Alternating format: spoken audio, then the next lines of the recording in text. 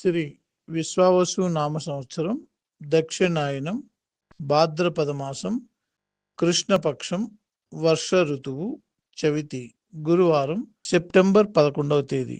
అఖిలాండ కోటి బ్రహ్మాండ నాయకుడైన స్వర్ణగిరి శ్రీ వెంకటేశ్వర స్వామి వారికి ప్రాతకాలంలో అర్చక స్వాములు సుప్రభాత సేవను విశేషంగా నిర్వహించడం జరిగింది.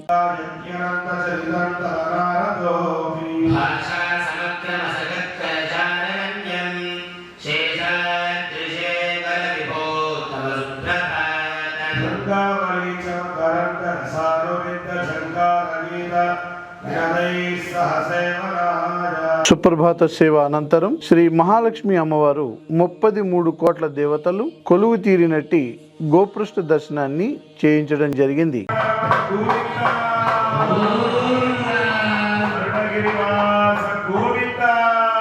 ఈ రోజు 5:45 శ్రీ వెంకటేశ్వర స్వామి వారికి నిత్యారాధన నిమిత్తం అర్చక స్వాములు వేద మంత్రోచ్చారణలతో సువర్ణ బిందె తీర్థమును బంగారు బావి నుండి తీసుకువచ్చారు.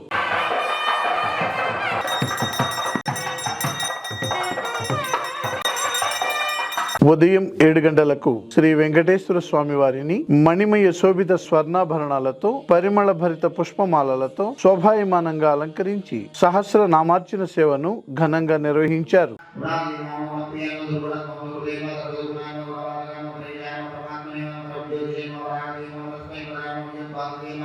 ఈ రోజు ఉదయం స్వర్ణగిరి క్షేత్రంలో లోక కళ్యాణం కోసం అర్చక స్వాములు శ్రీ సుదర్శన నారసింహ హవనంను నిర్వహించారు.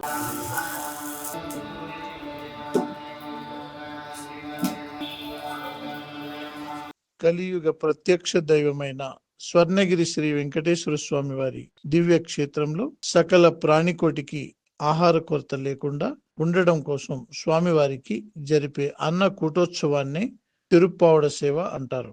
ప్రతి గురువారం నైవేద్య సమయంలో తిరుప్పావడ జరుగుతుంది. అప్పుడు సుమారు 450 కిలోల అన్న ప్రసాదాన్ని, లడ్డు, వడ తదితర పిండి వంటలను శ్రీవారికి నైవేద్యం చేస్తారు. వేద మంత్రోచ్చారణలతో అర్చక స్వాములు స్వామివారిని అర్చించి కర్పూర మంగళహారతులు సమర్పించారు.